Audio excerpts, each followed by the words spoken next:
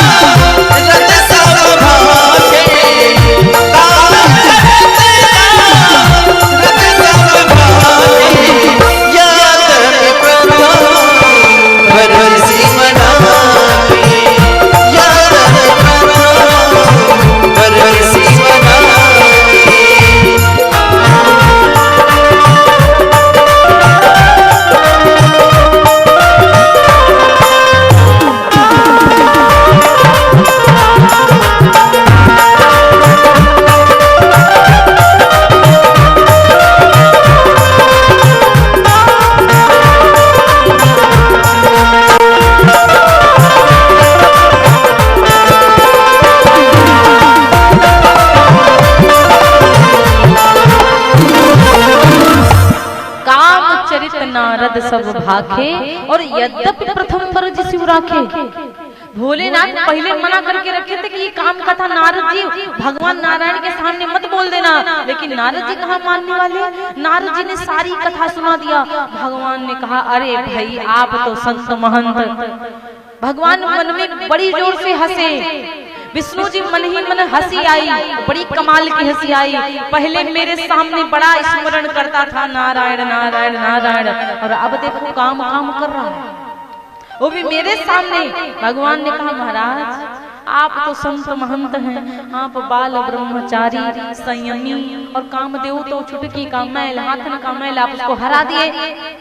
तो नारद जी जब नारायण के मुख से प्रशंसा सुने तो नारद जी को और घमंड ने पकड़ लिया और अहंकार ने पकड़ लिया। जानते हो बड़े अभिमान में नारद जी ने कहा कि नारद कहेऊ सहित अभिमान। भैया हे भैया ऑपरेटर भैया वो माइक हल्का सा कम करो, वो बंद हो गया, वो माइक बंद हो गया।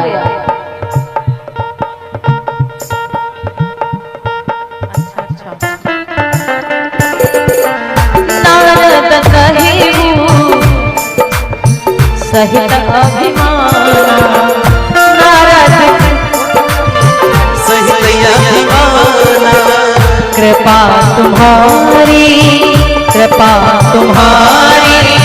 सकल भागवान। नारद कहेऊ सहित अभिमान।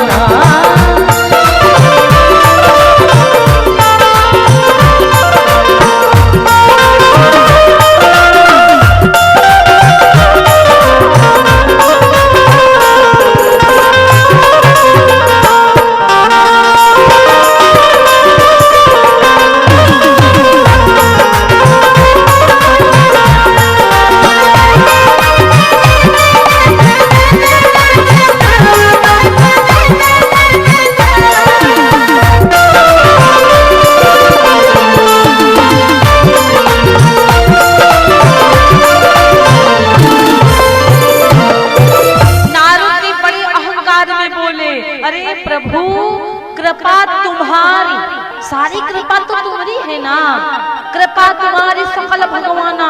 अरे हम काम को जीते तो तुम्हारी कृपा सब है। भगवान नारायण समझ गए हमारा भगत गड़बड़ हो ही गया है, अब इसको सुधारना तो पड़ेगा ना। भगवान अपने भक्तों के ऊपर थोड़ा कष्ट इसीलिए डाल देते हैं कि अभी हम डाल देंगे कष्ट तो तनी सही लोगे, लेकिन ऐसा तुम जानबूझकर आगे में कूद जाओगे कि संभालने वाले हम भी नहीं बचेंगे। इसीलिए भक्तों को अपने कष्ट दे देते हैं भगवान, तो इसलिए ज्यादा परेशान नहीं होना चाहिए। आज भगवान ने सोचा मुनि कर हित मोहि कौतुक होई, यदि मुनि का हित करूंगा तो मुझे कौतुक होगा। इसलिए भगवान नारायण के यहाँ से नारद जी चले गए और जैसे आगे पहुंचे भगवान ने माया से ऐसी नगरी बना दिया कि बिचरे मगमहु देखी बिचरे मगमहु नगर तेहि सत जोजन विस्तार श्रीनिवास पुरते अधिक हरि रचना विविध प्रकार। वैकुंठ से भी सुंदर बना दिया भगवान ने सामने एक गांव। ऐसा सुंदर गांव बनाया। वहां पर एक राजा है जिनका नाम है शीलनिधि, और राजा शीलनिधि की बिटिया जिसका नाम विश्वमोहिनी, जो संसार में उसके जैसी कोई सुंदरी ना हो। नारद जी जब उस रास्ते से निकले तो सबसे पहले फूलों की महक आई, नाक में खूब माया आई, लेकिन नारद जी को कोई फर्क नहीं पड़ा। फिर आंखों से जब दृश्य देखा इतना सुंदर, लेकिन नारद जी को कोई फर्क नहीं पड़ा। फिर नारद जी ने जब इधर उधर देखा तो 4-5 वहां झुंड खड़े हुए, 4-5 लोगों के झुंड वहां खड़े हुए, 4-5 लोगों का झुंड वहां खड़ा हुआ है। और जब नारद जी ने ये देखा तो महाराज कहा जाता है नारद जी एक लोगों के पास में पहुंचे और नारद जी लोगों से पूछा, बताइए। नारद जी ने लोगों से कहा, ये बताओ यहाँ पर क्या सिस्टम है, भीड़ भाड़ लगी है क्यों, इतनी भीड़ भाड़ क्यों है, क्या कारण है बताइए। तो लोगों ने बताया विश्वमोहिनी का कल स्वयंवर है, कल विश्वमोहिनी का स्वयंवर है। राजा शीलनिधि की बेटी इतनी सुंदर है महाराज, संसार में कोई सुंदर नहीं होगा। नारद जी सोचे विश्वमोहिनी तो जाना ही पड़ेगा, जरा देख के तो हम आए, कैसी है वो विश्वमोहिनी। नारद जी शीलनिधि राजा के घर को पहुंच गए, और जैसे नारद जी शीलनिधि राजा के घर को पहुंचे महाराज, और राजा शीलनिधि ने नारद जी को देखा,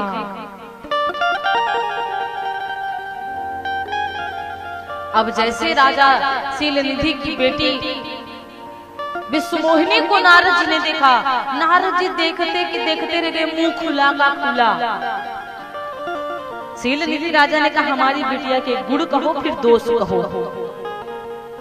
नारद जी ने कहा, सुनो कि जो यही बाराई अमर सोई होई। समझ गए ना? नारद जी ने कहा, इसकी रेखा में लिखा हुआ है कि जो यही बाराई अमर सोई होई, और समर भूमि ते ही जीते न कोई, समर भूमि जीते न कोई, समर भूमि जीते न कोई। जो अमर सोई होई, जो अमर सोई होई, समर भूमि जीते न कोई, समर भूमि जीते न कोई।